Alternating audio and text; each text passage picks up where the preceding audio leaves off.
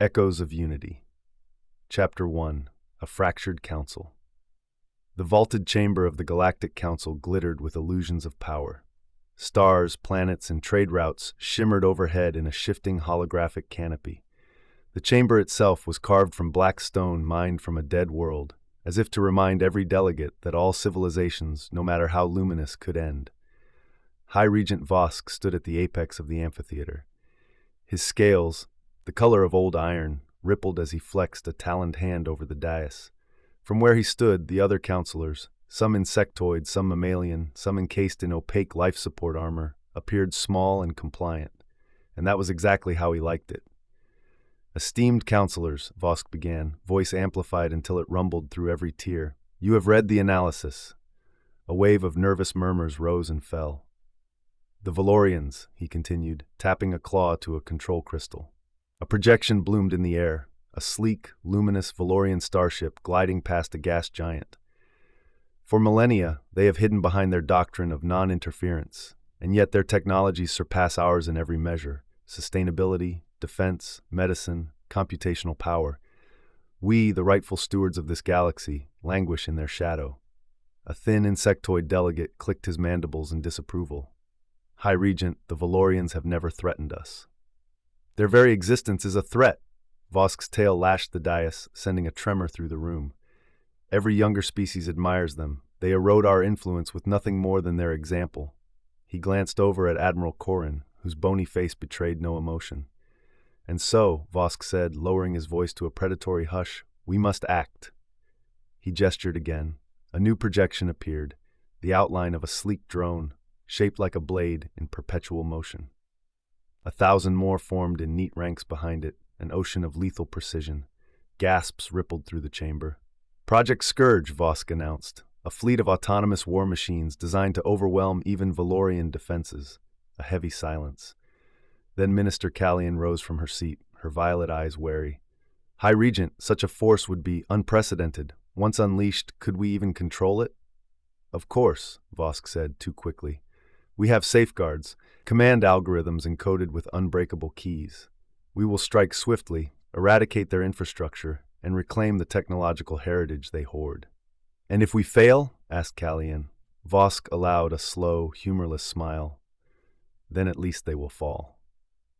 The council chamber fell into tense quiet. No one dared contradict him openly. He could smell their fear and their secret longing to be rid of the Valorian example. Even the most cautious among them, he knew, were hungry for a future in which they alone set the terms of galactic progress.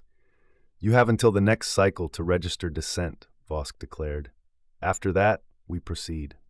The projection dissolved into darkness. One by one, the counselors filed out, their voices low, their faces drawn. At the very top tier, Admiral Corrin remained. He waited until they were alone, then approached Vosk. "You understand," Corrin murmured, "that this path cannot be reversed." "Yes," Vosk replied. "That is why it will succeed." Corrin nodded. He did not say what he was thinking, that if it did not succeed, it would doom them all. Chapter 2. Shadows Gathering. Commander Elin Valen stood on the observation deck of the Valorian starship Astrea as it drifted in orbit over her homeworld.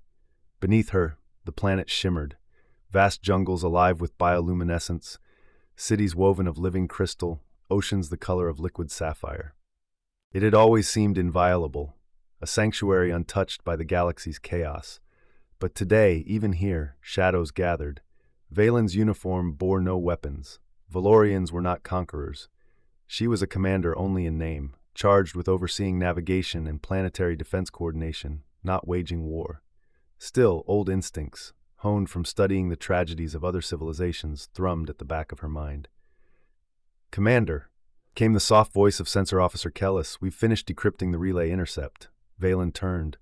Kellis was young, barely a century into his service, but his eyes were wide and frightened. He extended a hollow slate. She took it and read in silence.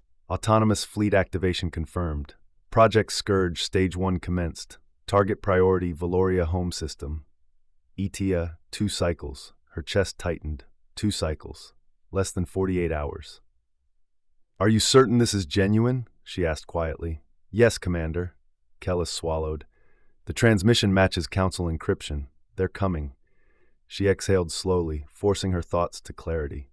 In the archive cities below, scholars and engineers would be oblivious, debating philosophy and tending living architecture.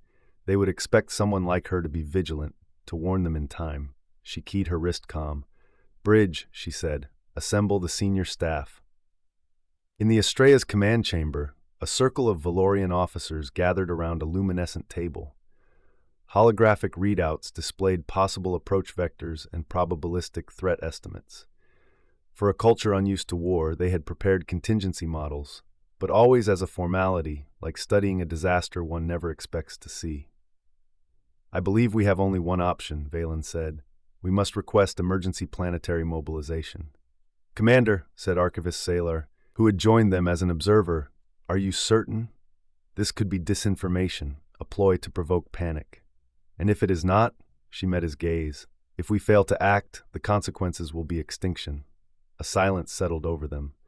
The Valorians revered Salar. He embodied centuries of learning, but she also saw the lines at the corners of his pale eyes, the fatigue of an elder who had watched countless civilizations devour themselves. "Send the alert," Salar said at last, voice low. "Better the shame of overreaction than the tragedy of complacency." Hours later, as dawn washed Valoria in rose-colored light, sirens wailed across the capital spires. Families paused in the crystalline streets to look skyward. No enemy ships could be seen, but the emergency beacons glowed red. Old stories, of wars the Valorians had witnessed but never fought, rose unbidden in every mind. Inside the council hall of Valoria, the planetary assembly convened in alarm. 1,000 voices spoke at once: fear, confusion, disbelief. Valen appeared by hololink, her face pale but resolute. "Honored counselors," she began, "our intercept confirms a massed fleet of autonomous war machines. They will be here in less than 2 cycles. An elder counselor, her robes a swirling pattern of blue and silver, leaned forward.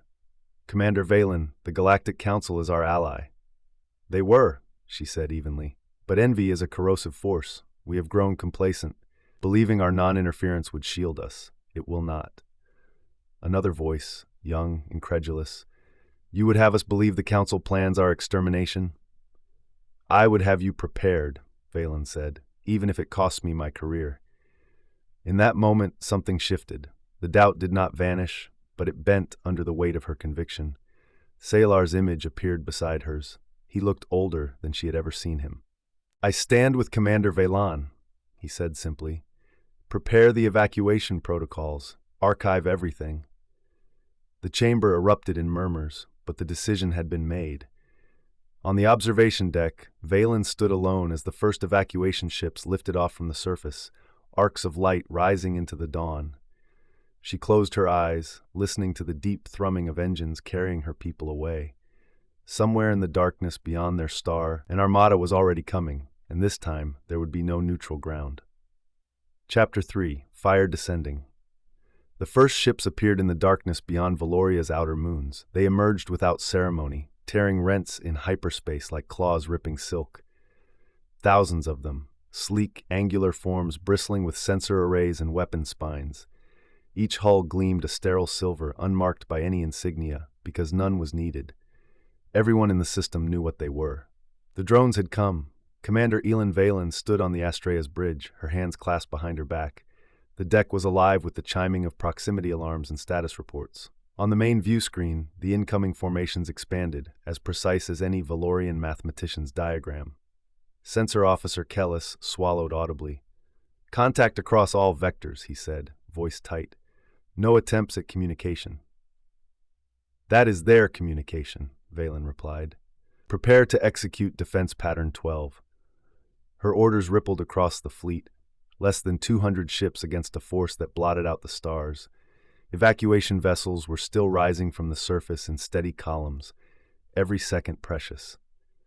In the shadowed corner of the bridge, Archivist Salar rested a trembling hand on the railing. He had spent a lifetime chronicling other people's wars. Now he would become part of the record himself. "Ellen," he murmured, using her name as he never had before. "If we fail—" "We won't fail," she said quietly. "We will buy them time." The first barrage struck without warning. Lances of coherent energy stabbed from the drone vanguard, slicing through orbital defense platforms. A city-sized station dissolved in a sphere of expanding plasma, its destruction silent but for the tremor in the Estrella's hull. "Shields holding," Keyless reported, though his eyes were wide with fear. "Losses among the outlying grid catastrophic. Continue evacuation priority," Valen ordered. "All ships with civilian loads break orbit and run."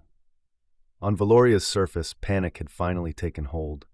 The great spires, designed to sway gently with the wind, shivered under the shockwaves of orbital bombardment. Evacuation platforms crumbled as debris rained from the sky. Families clung to each other in the blue-lit plazas, sheltering from the falling wreckage of their own defenses. A young mother, blood streaking her forehead, crouched beside her child in the lee of a shattered arch.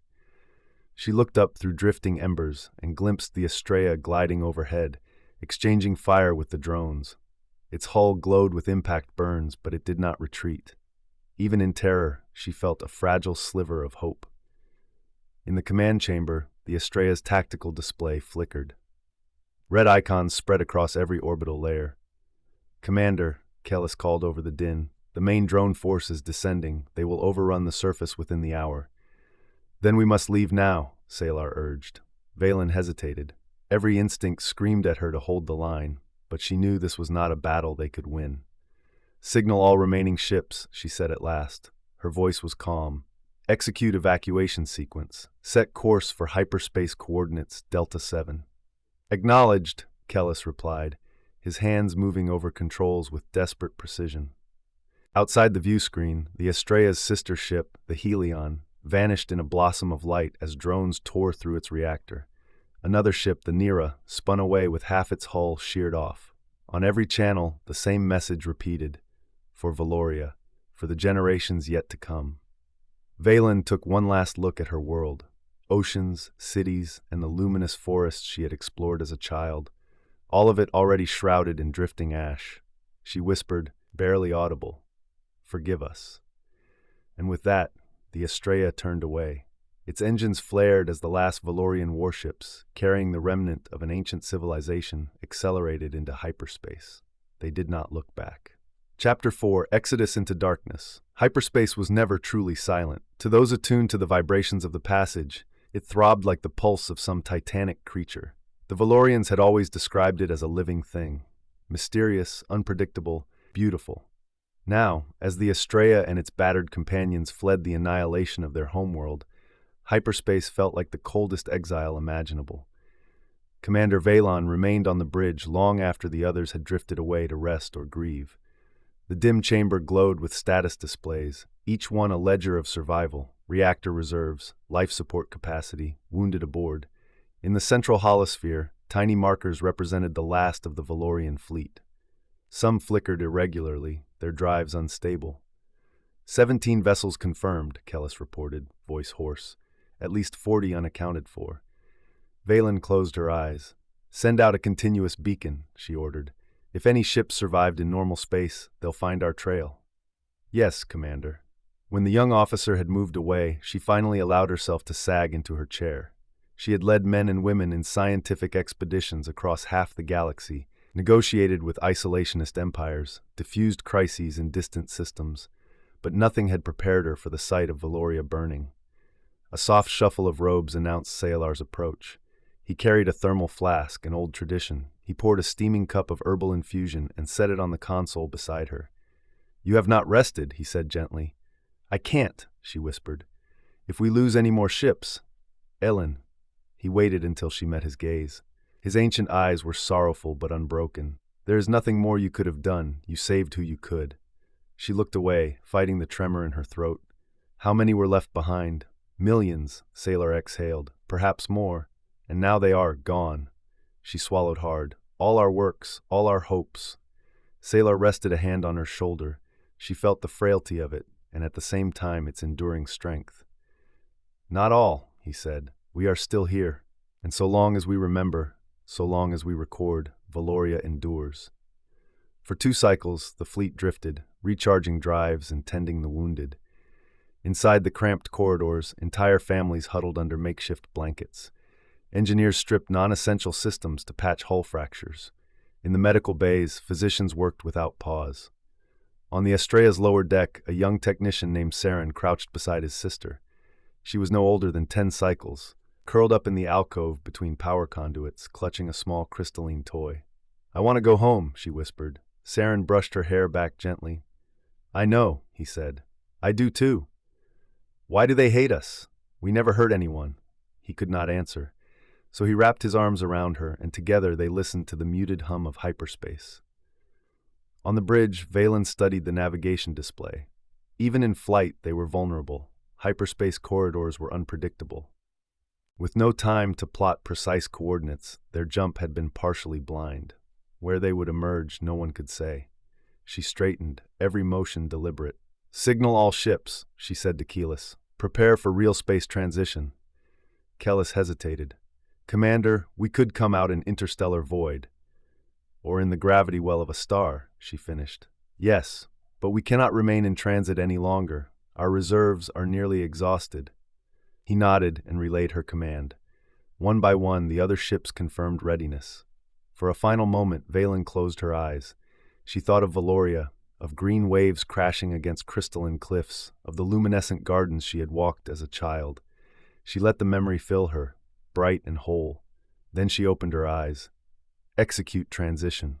Hyperspace peeled away like the rind of some immense fruit, reality reasserting itself in a flash of impossible blue.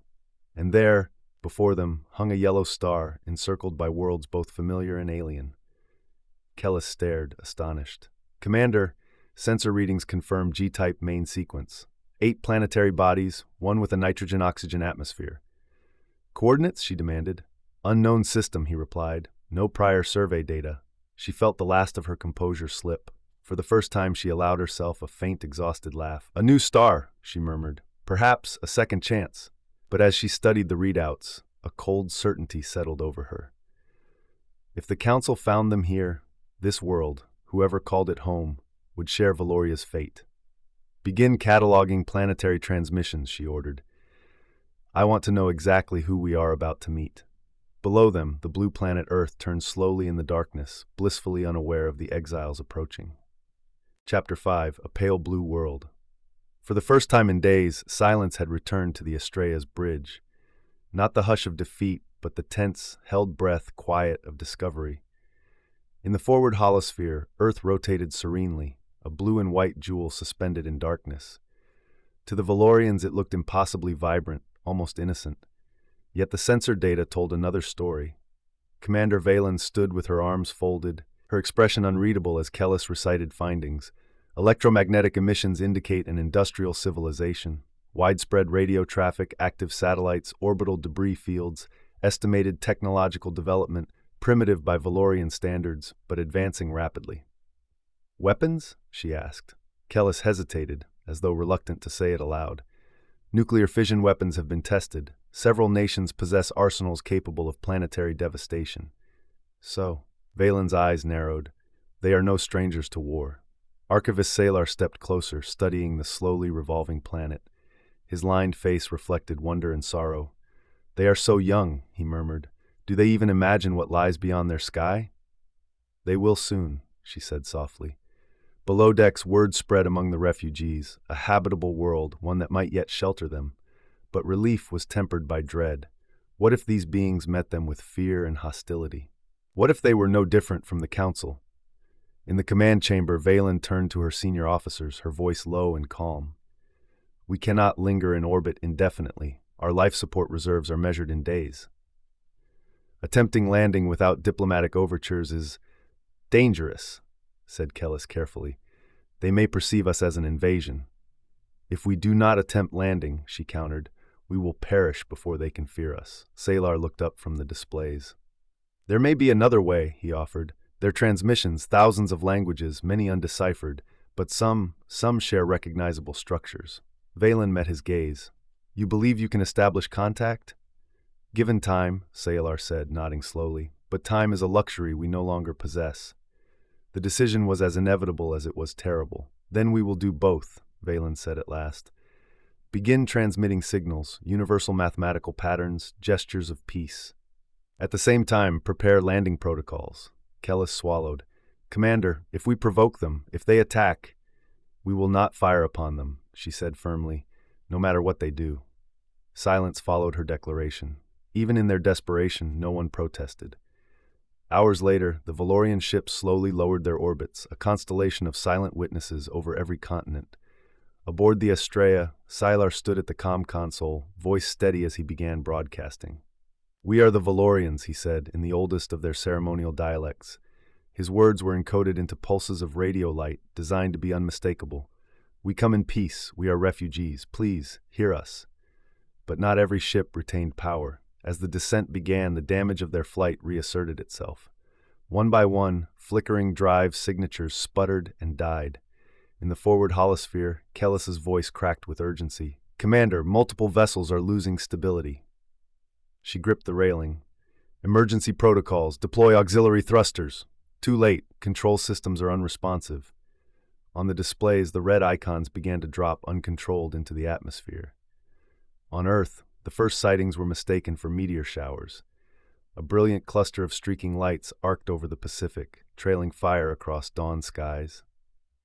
In Alaska, a fishing trawler's crew gaped as a burning shape the size of a city block thundered past, its hull shearing away in molten ribbons before it vanished into the sea.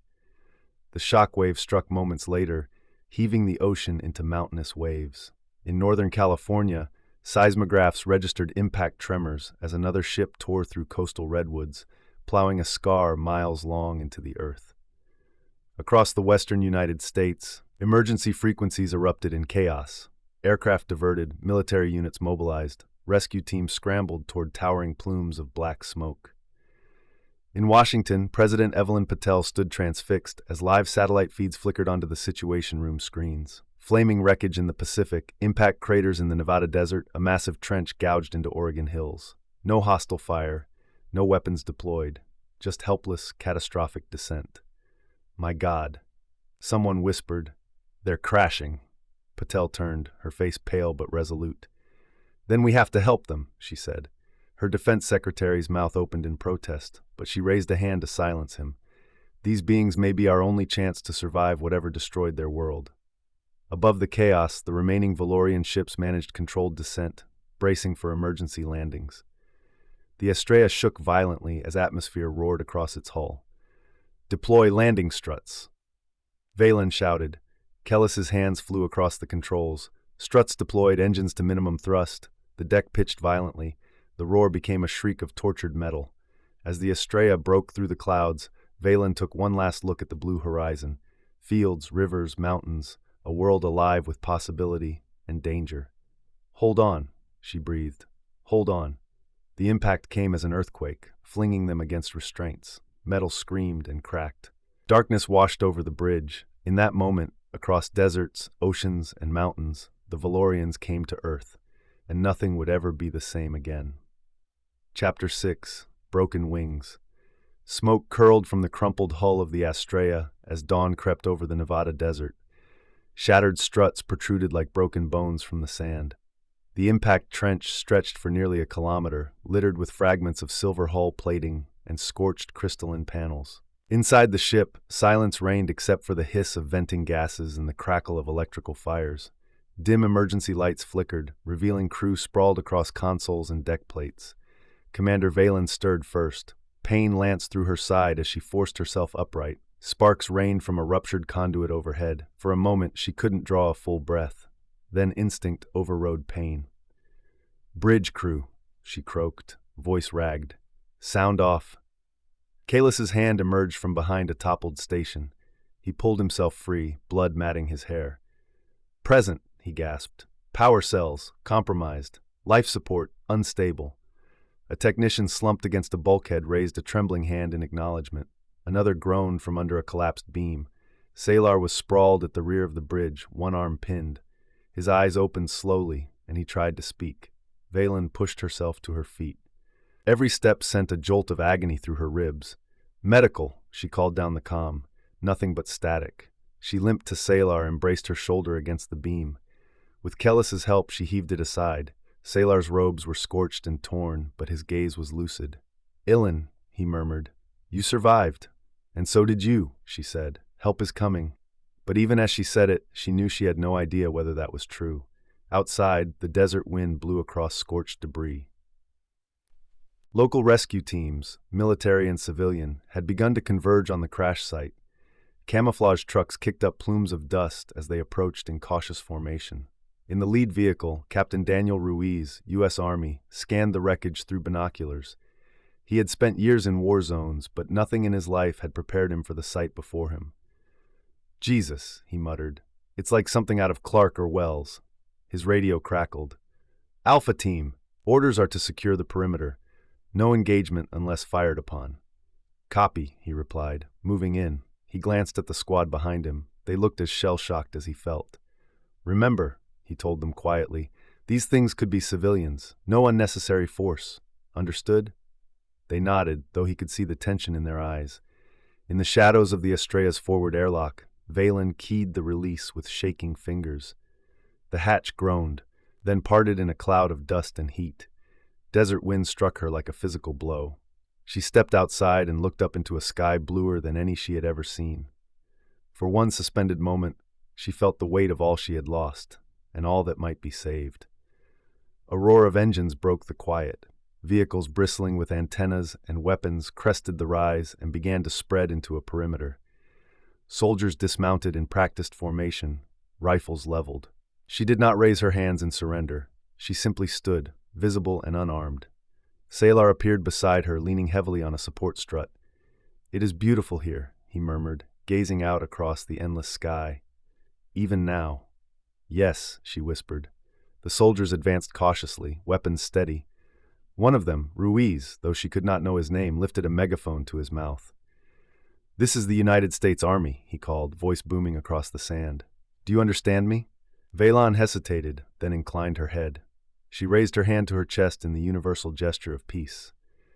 "We mean no harm," she said. Though she knew he could not understand her, she hoped he would recognize the tone. Ruiz lowered the megaphone slowly. He turned to his radio man. "They're not making any aggressive moves." "Orders?" Ruiz took a deep breath, then lifted the megaphone again. "Stay where you are. Medics are coming." Across the hemisphere, it was the same. In the Pacific Ocean, rescue helicopters circled a half-submerged Valorian transport as survivors clung to the broken hull. In the forests of Oregon, fire crews picked their way through tangled wreckage, voices rising in amazement as they found wounded beings who looked not so different from themselves. In Alaska, a Coast Guard cutter pulled the first survivors from the freezing surf. Some nations reacted with suspicion, moving swiftly to secure the crash sites and isolate survivors. Others dispatched aid without hesitation. In Washington, President Patel conferred with her Security Council in a room heavy with tension. Live feeds showed alien refugees being carried on stretchers, doctors pressing oxygen masks to unfamiliar faces. "They didn't attack," she said quietly, "not one shot fired." "Yet," the defense secretary countered. "If they meant us harm," Patel said, "they would have waited until they were ready." She gestured at the screens. "Look at them. They're broken." She turned back to the table. "Issue a directive," she said at last. "All available resources are to be deployed for humanitarian assistance. We will show the world and them who we are." And so it was that the Valorians, who had drifted through the darkness in search of mercy, were met not with annihilation, but the cautious, faltering beginnings of compassion. Chapter 7. Humanity Reacts. The sun had barely risen over Washington, D.C., but already the White House Situation Room was packed. Generals in crisp uniforms, intelligence directors with deep lines etched into their faces, and civilian advisors sat shoulder to shoulder. The air smelled of stale coffee and cold fear. President Evelyn Patel stood at the head of the table, her expression composed but pale. On the main screen, a split display showed live footage.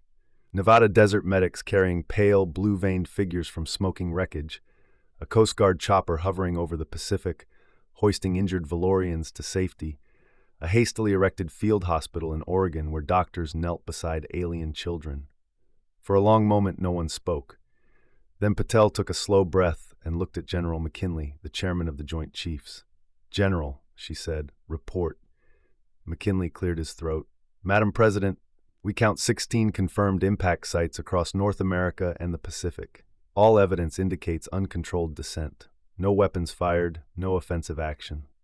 "Casualties?" she asked. "Unknown on their side. Early estimates suggest significant losses. Some ships disintegrated on entry. The CIA director, a lean woman named Teresa Fallon, leaned forward. We have teams on the ground at 4 sites. Preliminary assessments indicate these beings are biologically compatible with oxygen-nitrogen atmosphere. They appear humanoid, 2 arms, 2 legs, similar height. She tapped her tablet. Another feed appeared, an Oregon paramedic pressing a gloved hand to the wrist of a Valorian, feeling for a pulse. They're bleeding red, Fallon said, her voice softer, and they're scared. Patel studied the screen a moment longer. Then she turned to her Secretary of Defense, Robert Hale. How are the other major powers responding? Russia and China have declared their own recovery operations, Hale said. They're treating their crash sites as national security matters. France and Germany are coordinating with us. Japan has requested assistance with a salvage effort in the Pacific. And the United Nations? Convening an emergency session. A beat of silence passed. They're already calling this the greatest humanitarian crisis in history. Hale finished quietly. Patel straightened. When she spoke again, her voice was steady. Then we will lead by example. Hale blinked. Madam President, we will coordinate with any nation willing to help. We will treat these survivors as refugees, not invaders, and we will not exploit their tragedy for weapons or leverage. McKinley shifted uncomfortably. With respect, ma'am, these beings are in possession of technology centuries beyond ours. We can't afford to ignore the potential risks. Patel met his gaze without blinking. Nor can we afford to ignore the potential for cooperation. You saw the feeds, General. Their ships were crippled, their people half dead. If they had the power to conquer us, they would have done so already. Her words hung in the hush that followed. We have a choice to make, she said, softer now. We can react with fear or with courage. In a temporary command tent near the Nevada crash site, Captain Ruiz stood beside a makeshift triage line. Valorian medics, weak and unsteady, moved among their injured, working side by side with U.S. Army corpsmen. One Valorian woman in tattered robes pressed her palm over the chest of an unconscious crewmate, murmuring in a language Ruiz could not understand. A faint glow spread from her hand, stabilizing the injured male's breathing. Ruiz caught the eye of Sergeant Danner, who was watching, transfixed. We're really doing this, Danner muttered. First contact, Ruiz nodded slowly. Yeah, he said. And it looks like they're just people. Hours later, under the blazing Nevada sun, Valen sat propped against a fragment of the Estrella's hull. An IV line snaked into her arm, delivering fluids. She could feel every bruise and fracture, but she was alive. A woman in khaki cargo pants and a navy blue windbreaker approached carefully, her hands visible. Her hair was streaked with silver, and her lined face was cautious but calm. The woman crouched beside her, pointing to herself. Dr. Marcus Holt, she said slowly, tapping her chest. Medical. Valen blinked. The words were unfamiliar, but the tone was unmistakable. Reassurance. She inclined her head and rasped something in Valorian, then gestured at her injured ribs. Holt nodded and gestured for a medic. As they worked, Valen closed her eyes, exhaustion threatening to pull her under. But before she drifted off, she felt Holt's gloved hand settle gently on her shoulder. In that small gesture, she recognized something she had feared extinct: compassion. Across the world, as the sun set on the first day of the Valorians' arrival, nations grappled with the same question. Would this be the dawn of unity, or the spark of new wars? In Washington, Patel stared out the Oval Office windows at the darkening sky. Whatever comes next, she whispered to herself, we will meet it together. Chapter 8. The Nevada Encampment. A field hospital rose like a strange new city in the Nevada desert.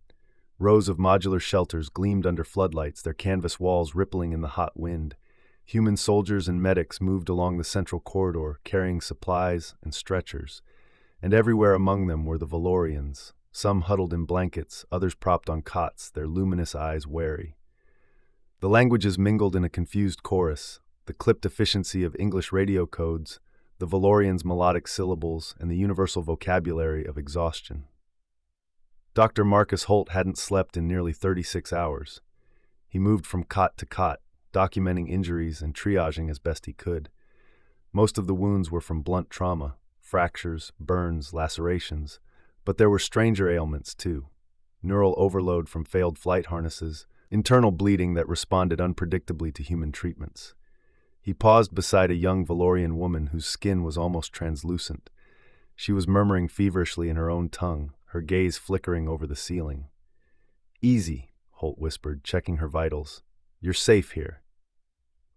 Beside him, a Valorian medic pressed a slender hand to the woman's temple. The soft glow of bioluminescence spread under her fingers. Slowly, the patient's breathing eased. Holt watched in fascination. "Incredible," he murmured. "Neural stabilization by direct bioelectric modulation." The medic tilted her head, blinking in confusion.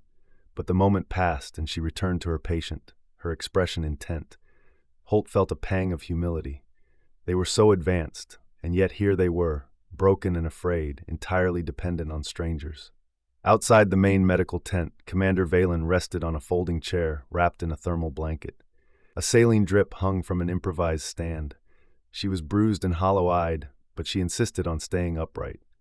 Captain Ruiz approached cautiously, helmet tucked under his arm. 2 MPs trailed behind him, rifles at ease. "Commander," he began slowly, hoping she could grasp at least some meaning. "I'm Captain Daniel Ruiz. He trailed off, realizing she was studying him intently. When he stopped speaking, she drew a shaky breath. "Ruiz," she said carefully. Tasting the unfamiliar syllables, he blinked. "That's... yes." She lifted a hand to her heart. "Valen."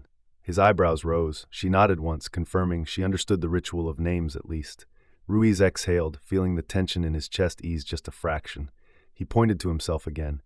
"Friend," he said, spreading his hands. Valen's eyes softened. She mimicked the gesture, her voice barely above a whisper. "Friend." In the adjacent tent, Salar sat cross-legged with Dr. Holt, surrounded by a half-dozen linguists and translators. A holographic projector flickered between them, displaying images, star charts, mathematical formulas, symbols for peace.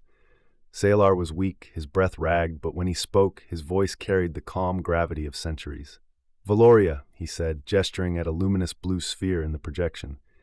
He tapped the next icon, a stylized glyph that radiated lines like a sun. "Destroyed." Holt swallowed, then tapped the glyph himself. "Who?" Salar's gaze darkened. He raised a shaking hand and outlined a shape in the air, sleek, angular, unmistakably inhuman. When he spoke again, the word was heavy with sorrow. "Drones." The linguists exchanged uneasy looks. Holt leaned forward. "You? Fighting them?" Salar's eyes closed. His voice cracked. "Running," he whispered. "Running. Only." He drew a shuddering breath and tapped Earth's projection, a pale blue sphere. "No, warn," he murmured, shame threading through every syllable. "Escape, only, and bring them here." His hand trembled as he covered his eyes. "Forgive," he rasped. "Forgive." Holt's throat tightened. He reached out without thinking and laid a hand over Salar's. In that gesture, he hoped to convey the one thing no translator could encode: understanding.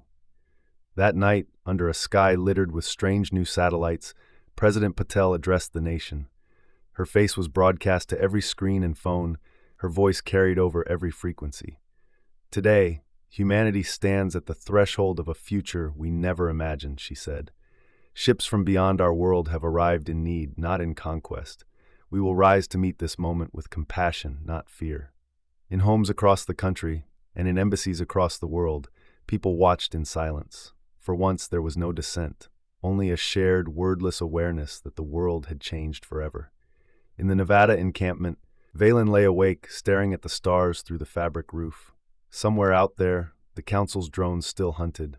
Somewhere the last of her people waited, and Earth, unwittingly, had inherited their peril. She closed her eyes, fighting the guilt that rose like a tide. "I am sorry," she whispered into the darkness. "So sorry." Chapter 9. The Distant Eye. The facility known as Site 12 had been a disused Air Force radar station before the arrival. Now, it had become the nerve center for Earth's first planetary monitoring network, dedicated to a single purpose: watching the sky for any sign the Valorians' enemies were coming. Rows of hastily assembled workstations hummed with activity.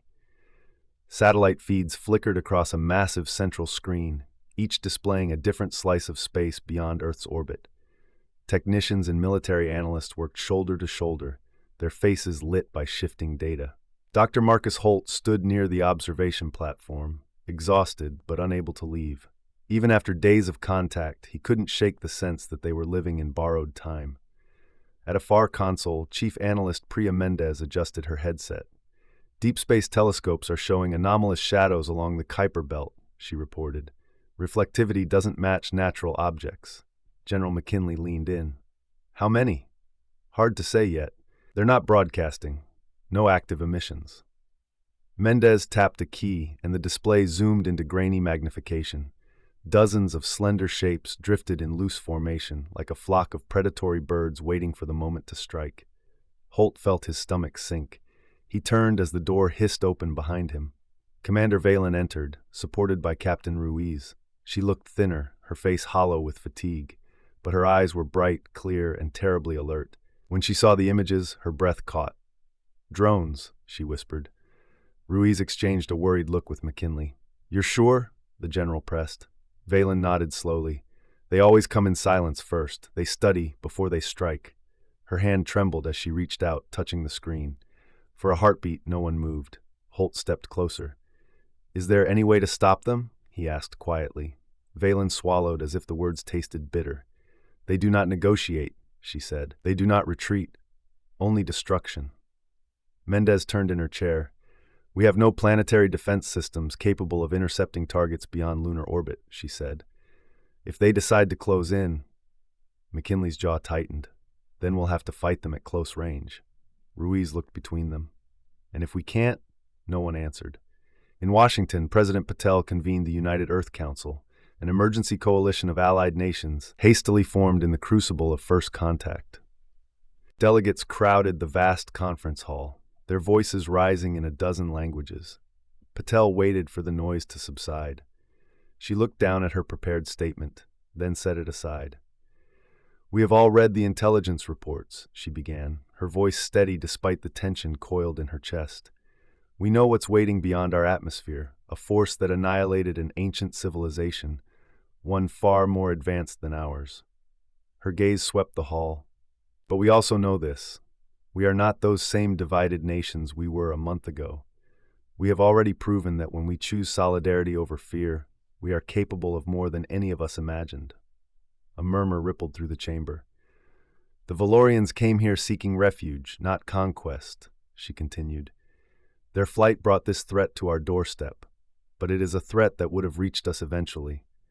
If not today, then in some tomorrow we would never have been ready to face." She drew a steadying breath. "Today, we choose to prepare together, to defend together, to endure together." That night, as the delegates signed the first provisional charter of the United Earth Council, the first working groups began assembling.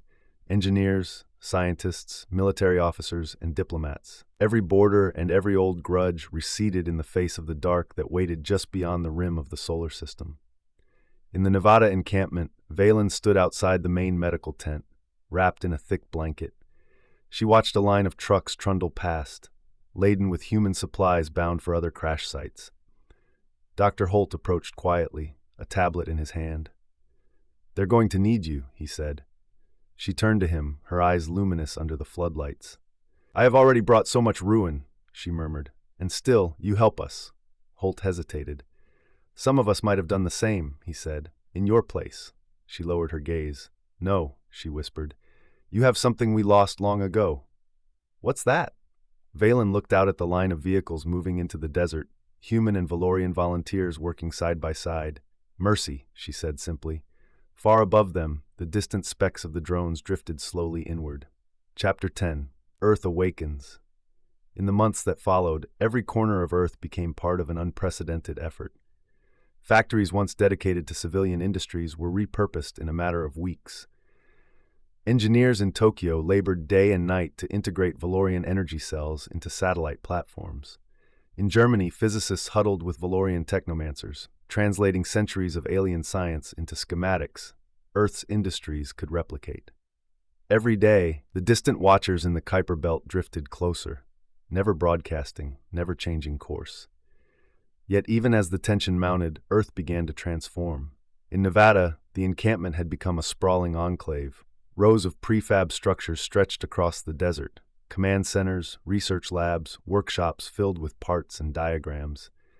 The last of the injured Valorians had been stabilized, many joining the recovery effort themselves. Dr. Marcus Holt stepped out of the medical tent into the sharp afternoon light.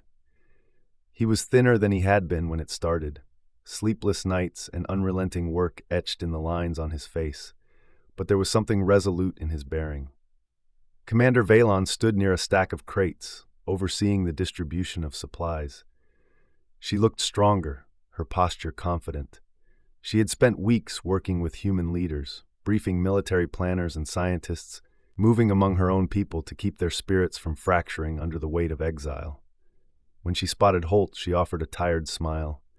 "You look alive," she said, her English much smoother now. "Barely," Holt admitted. He handed her a tablet.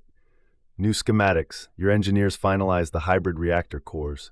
Our launch teams think we can start building at scale." "Good." She scanned the diagrams, her expression taut with purpose.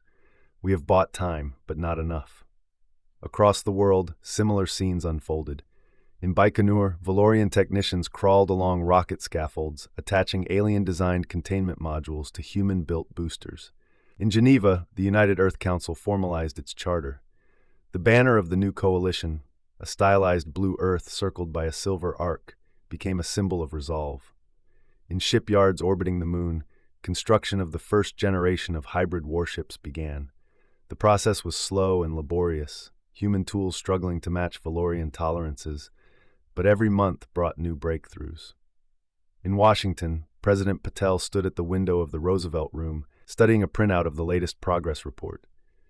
A chill autumn wind rattled the glass. She closed her eyes, feeling the weariness of too many sleepless nights. Her National Security Advisor, Janice Hollis, cleared her throat. "Madam President, the first Unity interceptors are scheduled for operational deployment in 4 weeks. The orbital defense array will be at 40% coverage by December." "And the drones?" Patel asked, voice low. "Still holding position beyond Pluto," Hollis replied, "but they're inching forward. The latest projection estimates we have 3 to 4 more months before they enter effective engagement range." Patel exhaled slowly. It wasn't enough time, but it was more than she'd dared hope. "Then we use every hour," she said. In the Nevada enclave, Valen met with Salar in the quiet of the memorial tent. Hundreds of candles flickered, each bearing the name of someone lost in the Exodus. Some had burned for weeks, replaced again and again as supplies arrived. Salar was thinner, his cheeks hollow, but his gaze was steady. "Each day they drift closer," he said, his voice soft. "But each day you build." "We must," Valen replied. "We have brought this doom to their world. It is our responsibility to stand beside them." Salar studied her face for a long moment. "You have changed," he said. "We all have." By the start of winter, the first hybrid interceptor, a sleek wedge of alloy and shimmering energy lattice, lifted from the Nevada runway, roaring into the sky. On the ground, human soldiers and Valorian refugees alike watched it climb until it vanished into the blue. Holt stood beside Valen, both silent as the contrail spread across the morning. For the first time in months, he allowed himself to feel something like pride. "The first of many," he murmured. Valen nodded. "A beginning." Above the earth, the drone fleet waited in the dark, patient, inevitable. But this time they would not find an easy conquest. Chapter 11, Battle of Saul. The final warning came on a night so clear the stars seemed close enough to touch. In the Nevada enclave, technicians clustered around the tracking monitors, watching as the drone fleet's distant signatures, tiny motes of reflected sunlight, began to accelerate. General McKinley stood at the center of the operations tent, hands clasped behind his back. His jaw was clenched so tight Holt thought it might crack. "Velocity vector confirmed," Chief Analyst Mendez called. "They're inbound." No one needed her to say it. The waiting was over. In Washington, President Patel convened her war council in the Situation Room. The air smelled of coffee gone cold and tension stretched to the breaking point. Patel lifted her chin, her gaze sweeping across the gathered commanders and scientists. "We knew this day would come," she said. "We have prepared as best we could. Now we see if it is enough." No one spoke. They all understood. It would never be enough. Not truly. But sometimes survival was measured not in perfect readiness, but in the refusal to surrender. At Site 12, Commander Valen stood in front of a massive projection of the solar system. Hundreds of red icons crawled across the outer planets, forming into a wide crescent that began to narrow around Earth's orbit. Captain Ruiz approached her quietly, helmet under one arm. "We've never fought anything like this," he said, voice hushed. Valen looked at him, her expression solemn but unbowed. "Neither have we," she said, "but we will fight together." Ruiz hesitated. "Can they be reasoned with?" "No," she whispered. "They have no desire except annihilation." He nodded, throat working. "Then God help us all." In orbit, the first Unity squadrons activated their drives. The hybrid ships looked like something out of Earth's science fiction.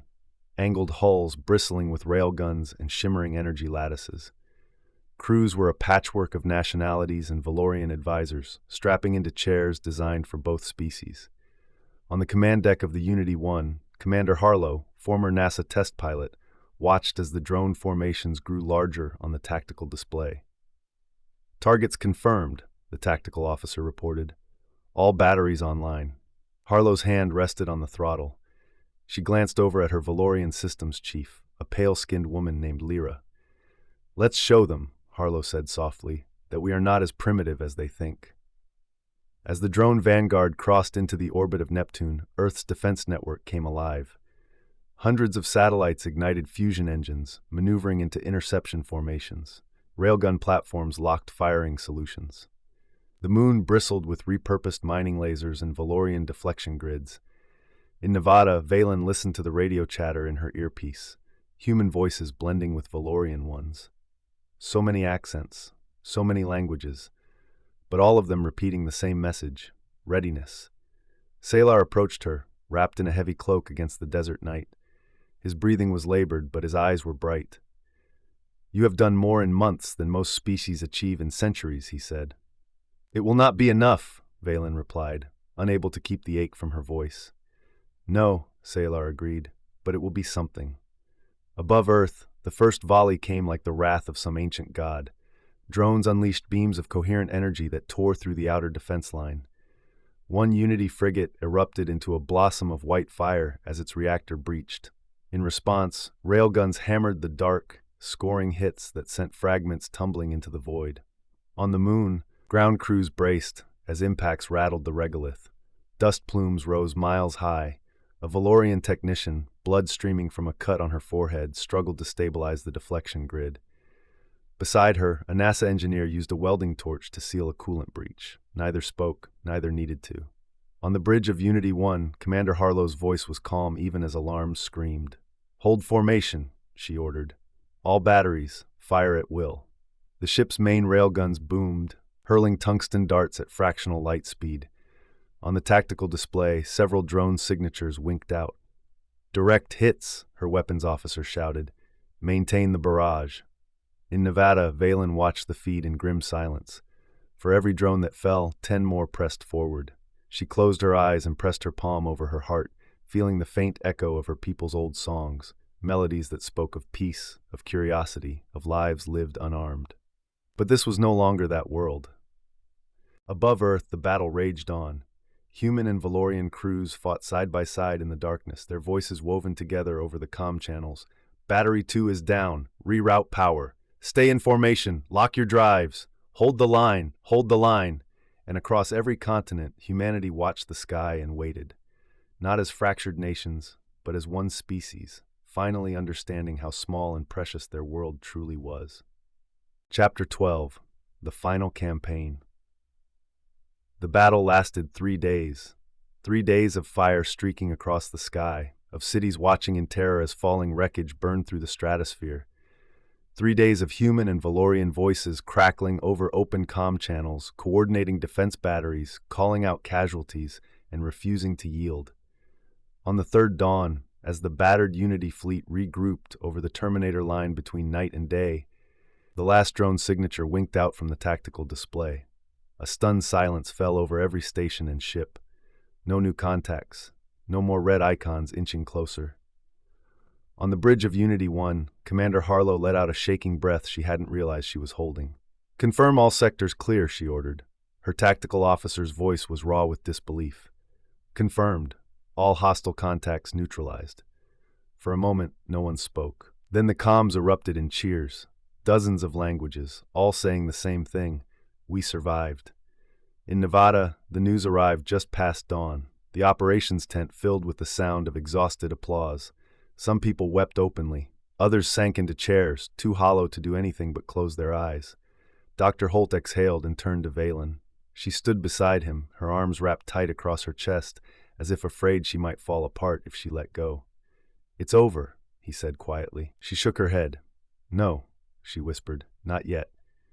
High above them, debris fields glittered in the upper atmosphere. Shattered drone hulls fell in slow arcs, lighting up the pre-dawn like 1,000 dying stars. That evening, the United Earth Council convened in Geneva. Delegates crowded the main chamber, still wearing emergency badges and wrinkled uniforms. President Patel stood at the dais, her voice broadcast to every continent. "Today," she said, "we have proven that unity is not an aspiration but our only path to survival." She rested her hands on the podium. "But we also know this: the council who unleashed these machines is still out there, and they will not stop until every Valorian is dead, and humanity along with them." Murmurs rippled through the chamber. "We did not ask for this fight," Patel continued, "but we cannot pretend it will end if we stand idle. We must prepare to carry the fight beyond our skies, to the worlds where these crimes were born." In Nevada, the encampment shifted overnight from triage and defense to planning. Engineers began mapping out new shipyards. Valorian technomancers shared archives of ship schematics humanity had never dreamed possible. In a reinforced hangar, Valen and Salar stood beside a prototype hull, a sleek fusion of human alloys and Valorian crystalline armor. "She is beautiful," Salar murmured, tracing a hand along the curve of the prow. "She will be the first," Valen said, her voice soft but resolute. "The first of a fleet built not to flee, but to end this." Dr. Holt joined them, a tablet in hand. He looked between them, uncertainty in his eyes. "Are you sure this is the right choice?" he asked. "After all you've lost, after all we've nearly lost, can we afford to go out there?" Valen met his gaze. "If we do not," she said, "they will rebuild. They will return. Perhaps not in years or decades, but one day." Her expression softened, and she looked past him to where human engineers were welding armored plating to the keel. "I will not condemn your children to fight this battle again." In orbit, the Unity squadrons regrouped around the moon. Among them drifted Valorian craft once thought too damaged to fly, rebuilt in Earth's shipyards, patched together with human ingenuity. Their comms relays crackled with new plans: reconnaissance, infiltration, strike operations. President Patel's speech continued, her voice calm and unwavering.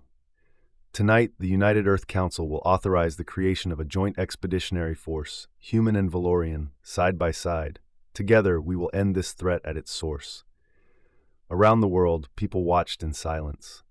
Some were afraid, some were angry, but more than any other feeling, there was resolve. As the sun rose over Nevada, Valen stepped outside the command tent. She watched a Unity interceptor streak overhead, contrails glowing in the first light of morning. Beside her, Salar's voice was quiet. "Do you think your people would have chosen this path if you had never come here?" Valen looked up, her heart heavy with memory and something like hope. "No," she said, "but perhaps this was always our destiny, not alone, but together." Above them, the sky was clear for the first time in months, and far beyond that blue horizon, the council waited. Chapter 13, Dawn of a New Order. Winter passed into spring. Across every continent, the scars of battle began to heal. Craters were filled, cities rebuilt, memorials erected to honor the thousands who had died when debris rained from the sky. But beneath that solemn grief, something else was taking root, a resolve that went beyond survival. Humanity had seen its future written in the fire over their skies, and they would never again be caught unprepared. In orbit, the new shipyards glowed like constellations, vast frameworks of alloy and crystalline latticework. Here, the first generation of true hybrid warships took shape. No longer were these mere defensive craft. Each vessel was a weapon of retribution, built with a singular purpose: to end the Council's reign of terror forever. At the Nevada Enclave, now the central command of the United Earth Council, Commander Valen walked the long rows of prototype equipment under construction. Engineers and Valorian technomancers worked side by side, sparks flying from welding torches, holographic blueprints flickering in midair. Dr. Holt trailed after her, pausing to study a set of angular exosuits lined up like armored sentinels. "You're really going through with it," he said softly. Valen rested a hand on the nearest suit. Its dark plating shimmered with a faint blue radiance, Valorian field mesh layered over composite alloy. "Your people call them battle suits," she said. "We called them Exarch armor. In all our history, we never built more than a few, symbols of last resort." She turned to face him, her eyes reflecting the work lights. "Now you will build thousands." Inside the testing hangar, a Marine stepped onto a raised platform. A Valorian technician tapped a control glyph, and the suit's sections unfolded around him in overlapping plates. A hush fell over the observers as the power cores came online, casting a pale glow along the seams. The Marine flexed his gloved hands. His voice, filtered through the helmet's amplifier, was calm. "System check complete. Try environmental shift," the technician instructed. With a hiss of venting gases, the suit's life support modules activated. The Marine's vitals displayed on a hollow screen, pressure equalized, oxygen flowing. In this armor, he could walk on the surface of a vacuum-raked moon or wade into the atmosphere of a gas giant. "Pressure stable," he confirmed, "full mobility." General McKinley stood watching at the observation window. He looked tired, but there was a glint in his eye, part pride, part grim anticipation. "We were building these to defend Earth," he said quietly. "But after what they did, we won't stop at defense." In the hangar's far corner, teams were assembling the first combat drones, sleek black triangles bristling with railguns and plasma lances. They were faster, deadlier versions of the Council's own designs, suborned and perfected. Valen walked among them, her hand brushing one gleaming hull. "We learned too late what they were capable of," she murmured. "But we have learned." She turned to Holt, her voice soft but implacable. "When you first found us, we were fleeing, hiding, hoping to survive, but we have survived." Her gaze lifted to the hangar's open bay doors, beyond which the moon hung like a cold white eye. "Now we will do more." On the moon, the first fully operational hybrid dreadnought was nearing completion. The Estrella Reborn, named in honor of the ship that had carried the Valorians to Earth, was a testament to everything the Alliance had become. A hull armored in crystalline mesh and ablative composite plating, antimatter lances capable of piercing capital ships, rapid deployment hangars for squadrons of Unity interceptors, docking bays housing platoons of Marines clad in Exarch battle suits. In Geneva, President Patel addressed the United Earth Council. Her speech was broadcast to every settlement on Earth, every orbital station, every Martian dome. "We were not prepared for the war that came to us," she said, "but we have prepared for the war that must now be fought." Her voice never wavered. The Council believed they could annihilate one civilization after another without consequence. They believed they could send their machines across the stars while hiding behind the illusion of superiority. They were wrong. Today, we declare this war will not end until the Council stands before us to answer for what they have done. Across the world, her words ignited something deeper than fear, an ember of shared purpose that glowed in every city and settlement. In Nevada, Valen watched the transmission in silence. Salar stood beside her, leaning heavily on his cane. "Once," he said softly, "I would have called this vengeance." "It is," Valen replied, "but it is also justice." She looked toward the sky, toward the dark beyond the Kuiper Belt where the last Council outposts waited. "And it is necessary." In the hangars, the new Marine battalions trained in their Exarch suits, learning to move in gravity, in vacuum, in low-pressure moonscapes. Valorian tacticians drilled them in strategies born of centuries of defense. Human officers taught them the brutal clarity of Earth's own wars. Each step, each exercise, brought them closer to the day they would set foot on the Council's worlds. And when that day came, they would not be fleeing. They would be bringing the reckoning. Chapter 14. The Offensive Begins. The day the fleet departed, every city on Earth came to a standstill. In Times Square, crowds gathered around towering screens, showing the Estrella Reborn lifting away from its lunar cradle, engines igniting in a slow, rising glow. In Tokyo, commuters paused on overhead walkways to watch grainy live feeds from orbital cameras. In Nairobi and Berlin and Sao Paulo, children pointed skyward, straining to glimpse the moving constellations that were no longer just satellites but the spearhead of a new epoch. At the Nevada Command Center, Commander Valen stood on the observation platform, her uniform freshly pressed, her posture straight despite the exhaustion in her bones. The last months had been relentless. Drills, briefings, and the final grim task of deciding which targets the Alliance would strike first. Salar joined her at the railing. He carried a polished cane now, the price of old injuries compounded by too many sleepless nights. He said nothing, only resting a hand briefly against her arm. "You should be proud," he murmured at last. Valen did not look away from the launch feed. "Pride will come after," she said, "when our children no longer have to hide." On the moon, the Estrella Reborn was the last to depart. Her engines ignited in a thunderclap of violet flame, lifting her from the docking towers with a grace no purely human ship could have matched. Inside, human Marines in Exarch suits ran final weapons checks. Valorian engineers moved from console to console, whispering activation commands in their tonal language. In the command chair, Captain Harlow gripped the armrest and spoke into her headset. "All squadrons accounted for?" "Affirmative," came the reply. "Unity wings in formation. Drone countermeasures online." She closed her eyes for a moment. When she opened them, her voice was calm. "Set course for the Council's forward base. Engage full burn." On Earth, President Patel watched the feeds from the Situation Room. She felt a pang of fear. How could any civilization be ready to reach beyond its own cradle and carry war into the stars? But when she glanced at the Valorian envoy beside her, she saw the same mingling of grief and resolve. "For all our differences," she said softly, "we came to this moment together." The envoy inclined his head, voice low, "And together we will finish it." The fleet slipped past the orbit of Neptune in staggered formations. Frigates and cruisers glided alongside drone carriers laden with reconnaissance craft. Human and Valorian pilots shared comm channels, some switching languages mid-sentence, learning each other's cadence by necessity. Inside the Marine decks, squads moved through final drills. Sergeant Ana Morales adjusted the seals of her Exarch suit, listening to the quiet hiss as the environment modules cycled through checks. Her squad leader, a broad-shouldered Valorian named Raylan, nodded to her. "First deployment?" he asked, voice filtered through the helmet. "First time off Earth," she admitted. His expression softened. "I was born in the sky," he said. "It is less frightening than you imagine." "I'm not afraid," she said, and for the first time it was true. At the spear tip of the formation, Unity 1 deployed its long-range sensor drones.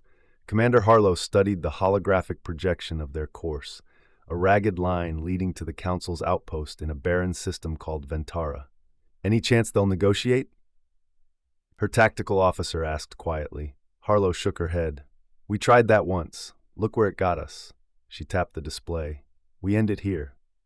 Far ahead, the Council's outer defenses waited. Automated platforms bristled with weapon arrays.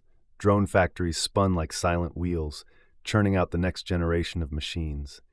In the dark, their AI cores monitored the fleet's approach, calculating probabilities of victory and defeat. For the first time in centuries, the Council would face an enemy not merely defending itself, but coming for them. On the bridge of the Estrella Reborn, Valen watched as target designators blinked to life on her console. Each icon represented a node of power that had once seemed unassailable. Her voice was steady as she gave the order. "Transmit final ultimatum." The comm officer sent the signal. A single sentence in Valorian, encoded in every frequency. "We are not fleeing." She rested her gloved hand on the railing. "Begin the assault." From the lead ships, lances of antimatter fire speared into the darkness. Kinetic batteries fired in measured volleys. Unity interceptors detached from their carrier racks, engines flaring. And as the first explosions bloomed along the enemy perimeter, humanity and the Valorians crossed the final threshold. No longer the hunted, no longer the victims. At last, the Avengers. Chapter 15, The Reckoning. The Council's fortress world of Ventara had never been conquered. In the cold archives beneath its surface, records boasted of repelling a dozen lesser rebellions. Generations of Council strategists had refined defensive doctrines until they were confident no power in the galaxy could breach them. But none of those records accounted for what approached now. From the observation deck of the Council's central bastion, High Regent Vosk watched the tactical projections flicker across the air.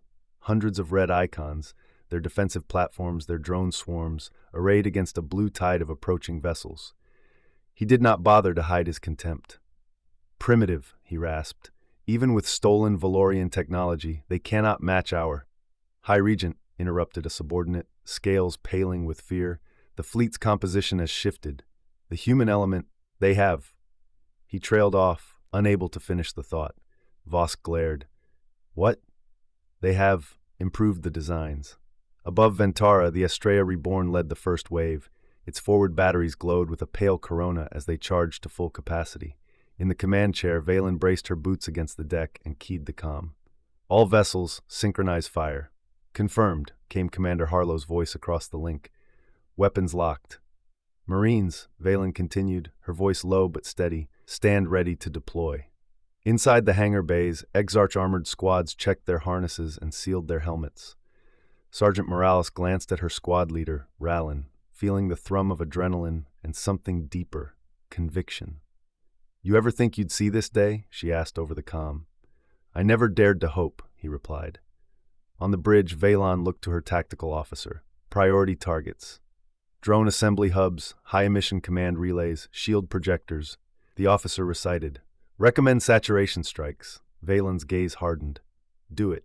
Outside, the first salvo erupted, twin beams of concentrated antimatter carving through the vacuum, striking the Council's outermost defense platforms. Explosions rippled along the perimeter like fire spreading through dry grass.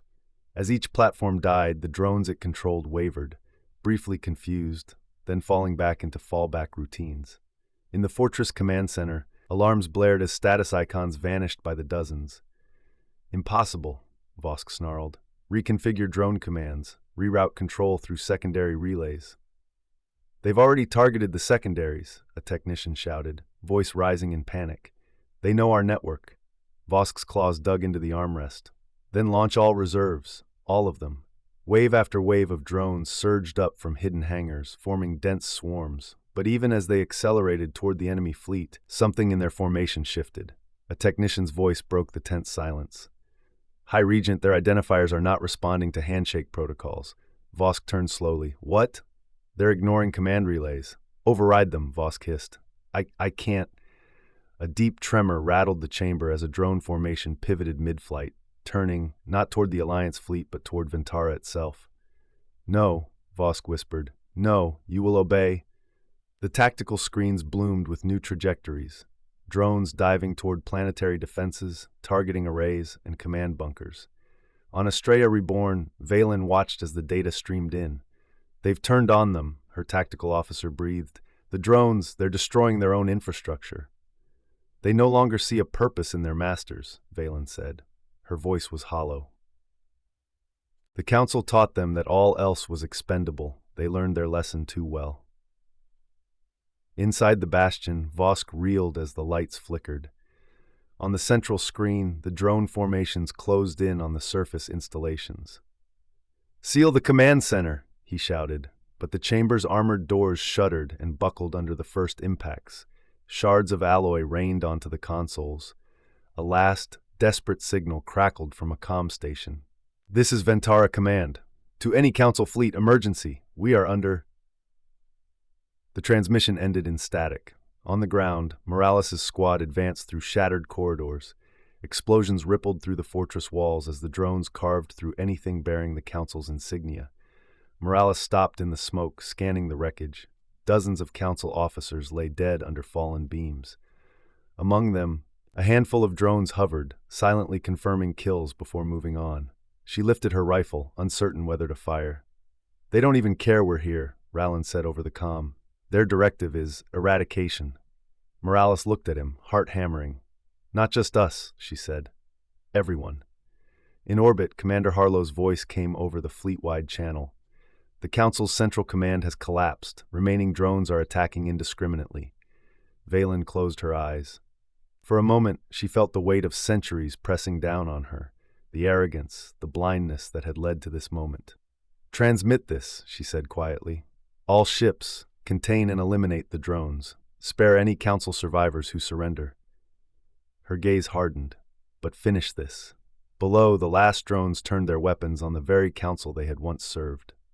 High Regent Vosk died without understanding that the machines he had unleashed no longer needed his orders. And for the first time since the day Valoria burned, the Alliance knew they were not just fighting to survive. They were fighting to end the nightmare forever.